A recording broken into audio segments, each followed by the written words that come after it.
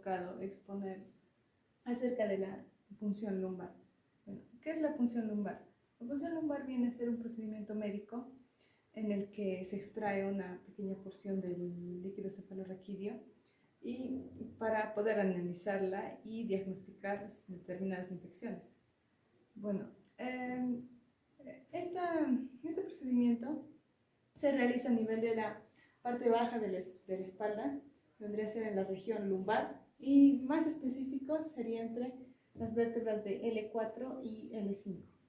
Para explicar este procedimiento a más profundidad es necesario que sepamos cuáles son las estructuras anatómicas que están implicadas en todo esto, que vendrían a ser la columna vertebral, la parte de la médula que vendría a ser la cauda equina y las meninges. Las meninges es la parte más importante, ya que de ahí es de donde se extrae el líquido cefalorraquídeo. Bien, las meninges vendrían a ser un grupo de membranas que van a tener la función de proteger el sistema nervioso central. Recordemos que el sistema nervioso central estaría compuesto por el encéfalo y la médula espinal. Bien, aparte de protegerlas, estarían separando a estas dos estructuras de los huesos que las rodean. En este caso, estaría separando el encéfalo del cráneo y a la médula de la columna vertebral. Hablaremos también específicamente sobre las meninges espinales. Las meninges espinales se conforman como mencionamos anteriormente, de tres capas, que vendría a ser la dura madre, la aracnoides y la pía madre. En este otro gráfico podemos ver que la dura madre sería la capa más prominente de las meninges. Esta es una capa fibrosa que, junto con el periósteo de la columna vertebral, van a formar el llamado espacio epidural. Este espacio epidural estaría compuesto por tejido conectivo laxo y adiposo, que van a ser atravesados por los plexos venosos. Hablaríamos también sobre la capa de la aracnoides. La capa de la aracnoides se encuentra debajo de la dura madre espinal.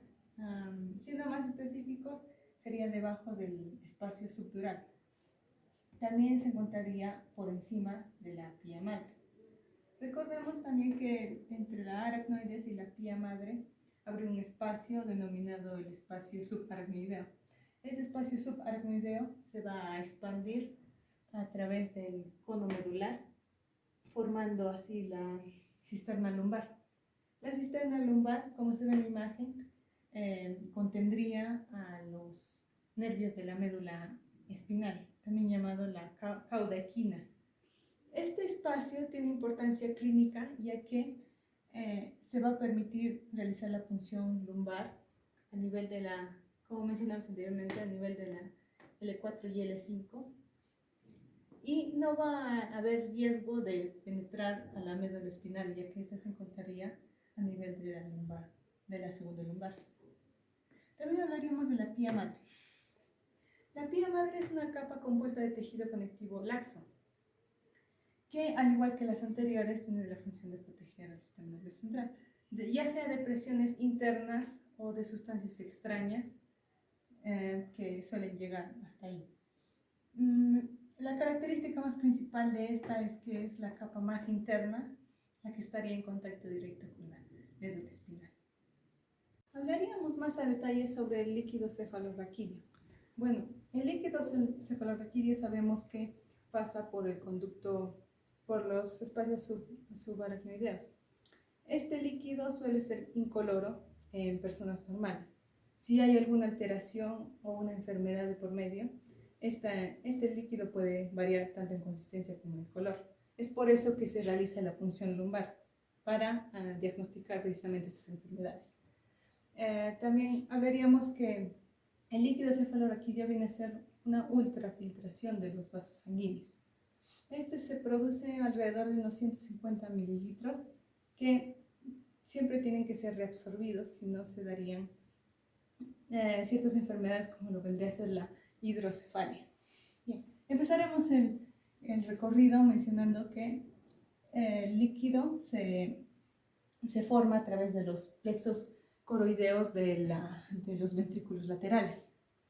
sabemos que hay dos ventrículos laterales, que dibujaremos aquí, y en medio hay un tercer ventrículo.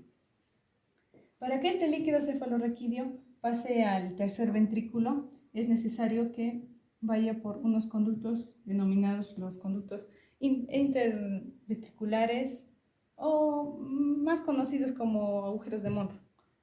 Bien, el líquido cefalorraquídeo pasaría al tercer ventrículo y luego este pasaría al cuarto gracias a el agujero de Silvio, que conduciría el líquido cefalorraquídeo hasta el cuarto ventrículo.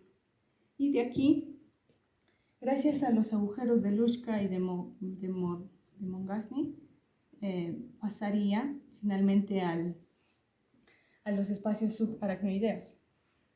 Lo que hará entonces el líquido cefalorraquídeo es dar todo un recorrido, tanto en el encéfalo como en la médula espinal. Como mencionamos, este líquido tiene que ser reabsorbido, si no habría enfermedades de por medio.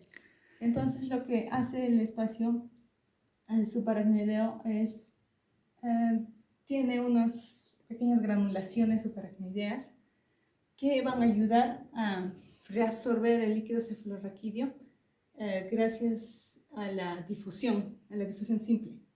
Entonces, el líquido cefalorraquídeo, como mencionamos, pasaría, y luego el líquido cefalorraquídeo, como mencionamos, pasaría, y luego sería pasado a los senos venosos durales, que lo que harán es conducir todo el líquido cefalorraquídeo hasta la yugular interna, y de esta manera estaríamos finalizando el camino del líquido cefalorraquídeo. Yo les hablaré sobre la diferencia del espacio epidural craneal y el espacio epidural del conducto raquídeo. El espacio epidural craneal es el espacio meningio craneal localizado por fuera de la dura madre. Esta interfase no es un espacio natural debido a que la capa perióstica externa de la dura madre se haya unido a los huesos, ¿no? Se convierte también en un espacio extradural patológicamente. Es real en el canal vertebral y virtual en el cráneo. Se hace real cuando por rotura de una de las arterias meningias se despega de la dura madre del hueso, produce un acúmulo de sangre, lo que se le conoce como también una hemorragia epidural, ¿no? Ocasiona una hemorragia epidural. El espacio epidural virtual está situada entre las dos hojas que se divide la dura madre. Está la más externa que de las tres meninges que recubren el sistema nervioso central. Es también de mayor grosor y está dividida en dos láminas. La más externa de ellas es también el periósteo del canal espinal y termina por arriba del agujero magno. Mientras que la más interna es también llamada como dura madre espinal y termina en el adulto aproximadamente en la segunda metámera sacra, dado ahí que la salida del extremo termina de la médula y desapareciendo en el propio ligamento sacrocígeo, y está limitada por delante por los cuerpos vertebrales y los discos intervertebrales y el ligamento longitudinal posterior, ¿no? Y por detrás por el ligamento amarillo, que se une a la lámina vertebral y por las propias láminas, este ligamento amarillo se percibe también en el momento de la punción lumbar, ¿no? Como una estructura más resistente y es de gran importancia como referencia de la situación de la punta de la aguja. Por otro lado, el espacio epidural está limitado por también craneal está limitado por los pedículos vertebrales y finaliza en los orificios intervertebrales. Gracias. Historieta de punción lumbar. Docente: Contreras, Kaiserberger, Elena Milagros. Integrantes: Barzola, Pérez, Jaco, Suárez, Zulca y Zacarías. NRZ 1791-2022. Personajes. Mi nombre es Yadira Nicole Jaco Romero e hice la voz del doctor. Mi nombre es Geraldine Pérez Vega e hice la voz de Marta y el analista. Buenas tardes, señorita. ¿Qué la trae por aquí? Buenas, Doc. Últimamente no me he sentido bien. Tengo molestias al momento de realizar mis actividades. Dígame, ¿qué molestias? Verá mi doc, yo trabajo en el campo y como usted sabe es un trabajo pesado, por lo que suelo tener dolores musculares. Yo me tomaba un relajante muscular o me aplicaba alguna pomada y me pasaba, pero ahora no es así y es más, ahora me duele la cabeza, me molesta el sol y tengo vómitos. ¿Le ha dado fiebres repentinas últimamente? Sí, doc. Mmm, podría ser una meningitis. ¿Ha tenido problemas de sueño o falta de apetito últimamente? Sí, doc, hasta mi esposo me regaña por no comer. Por los síntomas que me ha mencionado, podría tratarse de una meningitis. Para descartarlo, le realizaremos análisis a su líquido cefalorraquídeo. Claro, doctor, ¿cómo es eso? Ahora le muestro cómo es en la maqueta y con las siguientes imágenes. Primeramente, usted se tendrá que recostar en la posición de decúbito lateral izquierdo. Luego desinfectaremos la zona lumbar con yodo y alcohol. Delimitaremos la zona, puede ser del L3 a la L4 o del L4 al L5 reconocidas por la cresta ilíaca. Como cuarto paso colocaremos el mandil. Seguidamente ingresará la aguja y de esta se le quitará el estilete para permitir la salida del líquido cefalorraquídeo. Finalmente medimos con el manómetro la presión, extraemos de 2 a 10 mililitros de líquido cefalorraquídeo en 4 tubos y luego cubrimos esa zona con gasa. Oh, doctor, ¿y eso no me dolerá? ¿Usted qué cree, señorita Marta? Claro que sí, por ello deberá guardar reposo de 1 a 2 días aquí para poder hacerle un seguimiento. ¿Y doc, qué pasa si se trata de una meningitis? Dependerá del grado en que se encuentre. ¿Qué pasa si es moderada, doc? Le daremos un tratamiento con antibióticos, pero si es grave tendrá que ser lo más antes posible porque es más peligroso. Por cierto, antes del examen puede tomar aspirina por 1 semana para la inflamación. Ok, doc. Hola Marta, ¿cómo te encuentras? Un poco nerviosa. No te preocupes, Marta, no tomará mucho tiempo. Acuéstate o siéntate como mejor te parezca. Está bien, doc. Listo, Marta, ya terminé. Ahora mandaré tu muestra al laboratorio. En 2 horas te entregarán los resultados. Si gusta, puede esperar. Está bien, doctor. Ante todo, tengan muy buenas tardes. Mi nombre es Yadira Nicole Jaco Romero y haré una simulación acerca del procedimiento de punción lumbar. Bien, primeramente pedimos al paciente que se ponga en decúbito lateral izquierdo y que flexione las rodillas tan cerca del cuerpo como sea posible. Asimismo, se le pide, en caso sea obeso, a los asistentes que nos ayuden. Asimismo, en un área de 20 centímetros lavamos con yodo, como vemos en el video, y luego la limpiamos con alcohol, para así evitar que éste ingrese lo que es al espacio subaracnoideo. Como aquí vemos, están limpiando el área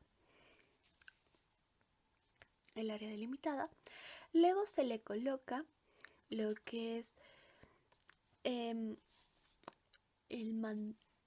mandril para realizar la punción lumbar, y este puede ser colocado en el área delimitante, el de 20 centímetros, que puede ser entre las vértebras lumbar L3 a L4 o de L4 a L5. Mayormente lo reconocemos la L4 por las crestas ilíacas posteriores superiores. Luego dirigimos la aguja, después de acomodar el mandil, rostralmente hacia el ombligo del paciente, y este se mantiene paralela al piso. Cuando realicemos la entrada al espacio subaracnoideo con la aguja, escucharemos un chasquido perceptible. Como aquí vemos, a la persona se le está introduciendo la aguja y en esta parte se va a escuchar lo que es un chasquido, como el que acabo de hacer, y después de esto se retira el estilete que está por dentro de la aguja, y lo que pasa es que así se permite lo que es la salida del líquido cefalorraquídeo. Asimismo, al permitir el líquido cefalorraquídeo, tenemos que medir la presión que ocurre, esto con ayuda de lo que es un manómetro, que es para medir la presión principalmente, y tenemos que llenar 4 tubos. Cada tubo que vamos a llenar tiene que contener de 2 a 10 mililitros de líquido cefalorraquídeo para el examen. El sitio de punción después se tiene que cubrir con lo que es cinta adhesiva estéril, y eso sería todo. Gracias.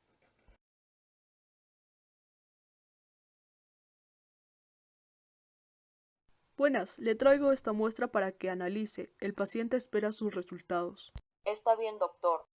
Hay una infiltración extensa de células inflamatorias.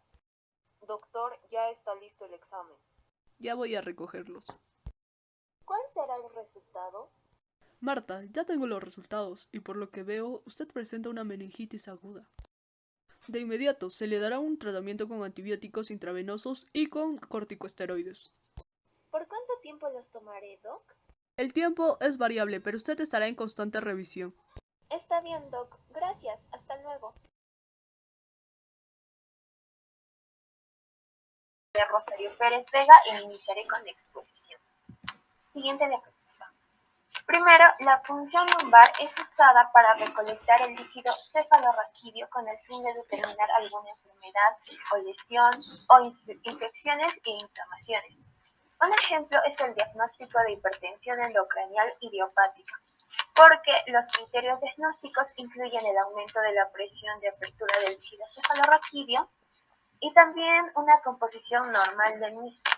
En cambio, en la hidrocefalia hay una presión de apertura normal del líquido cefalorraquídeo. También con la punción lumbar se puede extraer de 30 a 50 mililitros de líquido cefalorraquídeo para poder pronosticar la eficacia de la colocación del catéter. Otra de las aplicaciones es inyectar anestesia raquídea, epidural, así como también otros medicamentos. Se introduce la aguja espinal atravesando el espacio epidural, dura madre y aracnoides.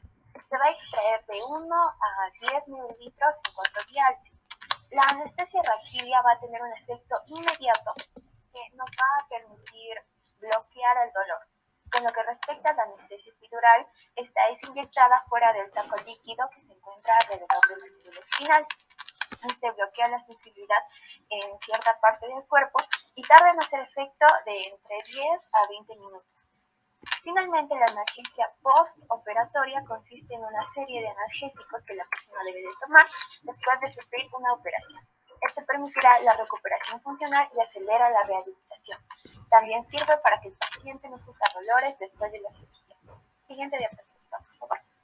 Otra de las aplicaciones es evaluar la presión intracraneal y la composición del líquido cefalorraquídeo y la reducción terapéutica de la presión intracraneal.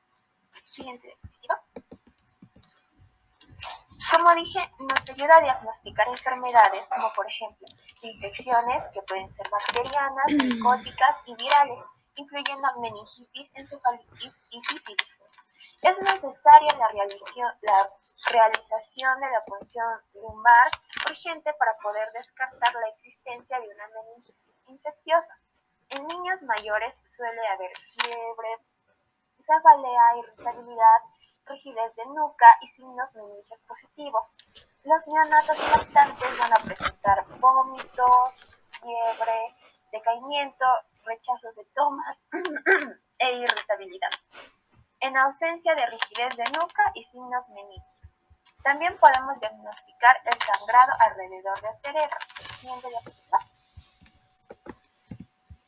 También cánceres que involucren el cerebro y también a la médula espinal y condiciones inflamatorias del sistema nervioso que incluyen el síndrome de Guillain-Barré y la esclerosis múltiple. Doy pase a mi compañero.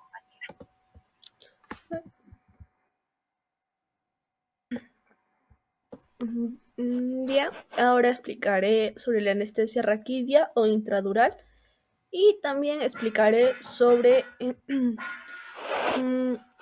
cómo es esta anestesia. Mi nombre era Nicole Jaco Romero y bien, primeramente se le inyecta lo que es al paciente una inyección raquídea en el cual se ingresan analgésicos, lo que es al espacio subaracnoideo y se realiza con una aguja fina y larga, con el fin de que penetre las diversas capas que tenemos para llegar hasta el espacio subaracnoideo.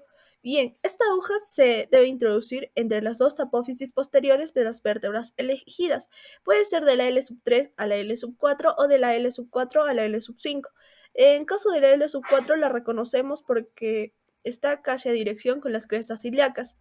Y en caso de las apófisis posteriores, en caso de introducirlas ahí de la L4, tenemos que atravesar lo que es la dura madre. Bien. La otra anestesia es lo que es la anestesia epidural. En aquí se tiene que entumecer la piel del paciente, en este caso de la zona de la espalda, y cuando se introduce la aguja en esta zona entumecida, el paciente no sentirá tanto dolor. Asimismo, en aquí se introduce lo que es el analgésico, pero en este caso lo que es el espacio epidural. Y también se introducirá lo que es un tubo delgado, que es un catéter, a través de la aguja en el espacio adyacente a la médula espinal. Bien, ahora pasaré a mi compañera. Por último, les hablaré sobre la analgesia postoperatoria. En la analgesia epidural, los analgésicos se inyectan a través de un catéter que se va a insertar en el espacio epidural dentro del canal medular, pero va a estar fuera del líquido cefalorraquídeo. A menudo se utiliza un catéter epidural para el trabajo de parto, a veces también antes de una operación como una cesárea o una cirugía abdominal mayor. Si es necesario, el catéter epidural puede dejarse colocado durante varios días para controlar el dolor postoperatorio. Se puede administrar una infusión continua de analgésicos que incluyen anestésicos locales u opioides a través del catéter para controlar el dolor. La analgesia postoperatoria debe realizarse en 2 periodos. Hay 3 periodos. Postoperatorio inmediato, este es las primeras 24 horas. Postoperatorio inmediato, que es de las 24 a las 72 horas. Y postoperatorio tardío, que es ya mayor de 72 horas. Finalmente, con lo que respecta a los beneficios, la analgesia postoperatoria nos ayudará a la prevención del dolor postoperatorio, a un tratamiento eficaz de él, a evitar la ansiedad que provoca la sensación dolorosa y a garantizar la seguridad y el confort del paciente. Eso sería todo de nuestra parte. Muchas gracias.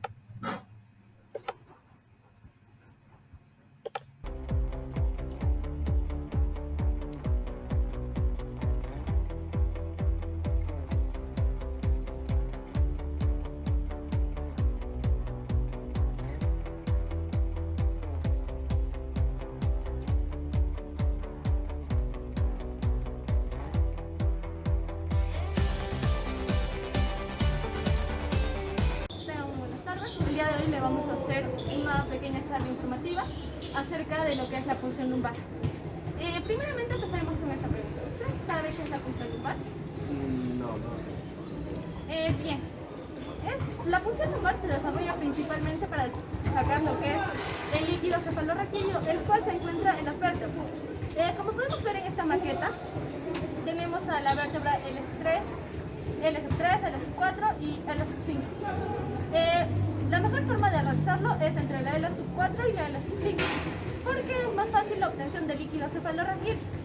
Asimismo, aquí se coloca lo que es la aguja y principalmente se saca el líquido cefalorraquídeo en 4 pomos, cada uno de 10 miligramos, para ser analizado posteriormente. Bien, aquí le entrego un afiche en el cual podrá visualizar lo que permite las indicaciones y las contraindicaciones de lo que es la punción lumbar, como mi compañera Zuley también lo muestra. ¿Puedes explicarnos un poco, Zuley? Como puede ver en la ficha, fue desarrollado por el Dr. Cambridge a finales del siglo XIX. Nos permite, es un proceso que nos permite diagnosticar algún caso de meningitis para sacar el líquido cefalorraquídeo, como dice mi compañera. También para prevenir para la hipertensión intracraneal o la hidrocefalia de la presión lumbar. Muchas gracias. Y también la punción lumbar se hace en caso de meningitis, epidemitis y encefalitis, que son inflamaciones a nivel de la médula espinal, de la meninges y también de la encefalitis. Queremos hacer una entrevista con 5 preguntas. La primera es, ¿cuál es la necesidad de hacer una punción lumbar si dio alguna sospecha? ¿Le puedo recetar antibióticos? Ya. El procedimiento es el siguiente, ¿no? Primero hay que tener una sospecha de qué es lo que tiene el paciente. La punción lumbar es un procedimiento de ayuda diagnóstica, ¿no? Nos va a ayudar a confirmar lo que estamos sospechando. Entonces, si nosotros sospechamos un ejemplo, ¿no? Una meningitis bacteriana, entonces, ¿quién nos va a definir es una punción lumbar. Porque la punción lumbar, que es extraer el líquido, ¿no? Y encontrar las bacterias. Una vez que se identifican las bacterias, qué tipo de bacterias, entonces ahí recién se dan los antibióticos, no antes, ¿no? Muchas gracias. Quería hacer una pregunta. ¿Qué debería hacer un paciente antes de una punción lumbar? ¿Cuál es la preparación? Primero, o sea, el médico que está a cargo debería explicarle cuál es el procedimiento, por qué se le tiene que realizar, ¿no? La punción lumbar. Eso es importantísimo para que el paciente se siente más tranquilo, porque si tú no le explicas, no le dices nada, entonces el paciente va a sentir mucho miedo, ¿no? A veces, en realidad es un procedimiento de rutina, ¿no? A veces no es, digamos, una cosa complicada, pero hay que explicar, ¿no? Los riesgos también que se puede tener, porque a veces suele ocurrir algunas complicaciones, ¿no? En la punción lumbar. Geraldine Pérez Vega. La siguiente pregunta es, ¿cuáles son las consecuencias de una punción? El daño, ¿no? El daño al nivel de la médula espinal, lo cual puede ocasionar pues un dolor o incluso adormecimiento de los miembros inferiores o a nivel de la columna, ¿no? Esos son los riesgos, ¿no? Lo otro también, si es que no se hace bien la asepsia, pues puede haber una contaminación y eso puede, en vez de, digamos, diagnosticar, puede contaminar digamos, la médula espinal, incluso este líquido cefalorraquídeo, ¿no? Ya no vas a tener una enfermedad, sino ya vas a tener, digamos, un agente causante, sino ya vas a tener dos agentes causantes. Por eso que el procedimiento se hace con toda la asepsia correspondiente, ¿no? Mi nombre es Yadira Nicole Saco Romero y mi pregunta es la siguiente. ¿En qué patología se puede realizar lo que es la punción lumbar? Sobre todo pacientes que tienen meningitis, ¿no? Inflamación de las meninges, ¿no? Entonces, en este caso podría ser adenoides, madre, ¿no? O dura madre. Y en esas, digamos, patologías en las cuales se requiere una punción lumbar, ¿no? O problemas también neurológicos a nivel del sistema nervioso central, ¿no? Cuando no se encuentra un diagnóstico definitivo, ¿no? Pero generalmente es por una meningitis, ¿no? Para diagnosticar si es una meningitis bacteriana, viral, incluso una TB meningia, ¿no? También hay TB meningia. Recordar que en la TBC no solamente es pulmonar, sino también hay extrapulmonar, ¿no? Entonces para eso es generalmente la punción lumbar, ¿no? Claro que también tiene otras, digamos, causas que en caso puede sacar, pero la principal son las meningitis, ¿no? Buenas tardes, doctor. La siguiente pregunta sería, ¿cuáles son las posiciones adecuadas para realizar la punción? Hay dos, ¿no? Uno que el paciente está echado de costado y el otro también sentado, ¿no? En ambos casos hay que explicarle cuál de los dos procedimientos hay que realizar, ¿no? Cualquiera de los dos, digamos, es factible, pero hay que realizarle, como le dije a su compañera anterior, con los procedimientos correspondientes, ¿no? Una buena asepsia en un lugar indicado y que no tenga contraindicaciones también en este caso para hacer la punción lumbar, ¿no? Después de la operación. Muchas gracias, doctor. Después de la operación. No después de la examen. La siguiente pregunta sería, ¿qué tendría que hacer el paciente después de haber sido operado? ¿Operado o O hacer de la punción lumbar. No, como le decía, o sea, el médico tiene que explicar cuál es el procedimiento y qué va a pasar después. Generalmente ocurre después del procedimiento dolor, ¿no? En la zona. Entonces, para eso el médico va a recetar algunos analgésicos, ¿no? Nada más y los cuidados correspondientes de la zona, ¿no? De repente una limpieza, bueno. Lo más importante es explicarle al paciente de cómo es el procedimiento, para qué se realiza el procedimiento, así bueno tiene ya mayor conocimiento el paciente, ¿no? De hecho que después de la punción lumbar va a sentir dolor, ¿no? Claro, en el momento de la punción no tanto porque se va a poner un analgésico, una anestesia local, pero eso también tiene un tiempo limitado, ¿no? Después de ahí puede ocurrir dolor y eso no, digamos, no es nada, digamos, que está fuera de lo previsto, sino que es propio de la punción lumbar. Para eso se da pues analgésicos y normal ya poco a poco el dolor va a ir desapareciendo, ¿no? ¿Y podría hacer sus cosas normales? No. Generalmente un paciente que tiene una punción lumbar es un paciente que generalmente está postrado, no puede movilizarse. Recuerden que la meningitis, una de las signos es la rigidez nucal, no puede mover la cabeza, incluso no puede movilizarse. Por eso que eso es una punción no ambulatoria, sino es hospitalaria, ¿no? Cuando ya está hospitalizado el paciente, ¿no? En otros casos también se puede hacer, pero ya bueno, con los cuidados correspondientes, ¿no? De repente un reposo de un cierto tiempo y después con la emergencia correspondiente y después ya puede ser su actividad normal, ¿no? Gracias, doctor. En caso de que no los vea, buenos días, buenas tardes y buenas noches.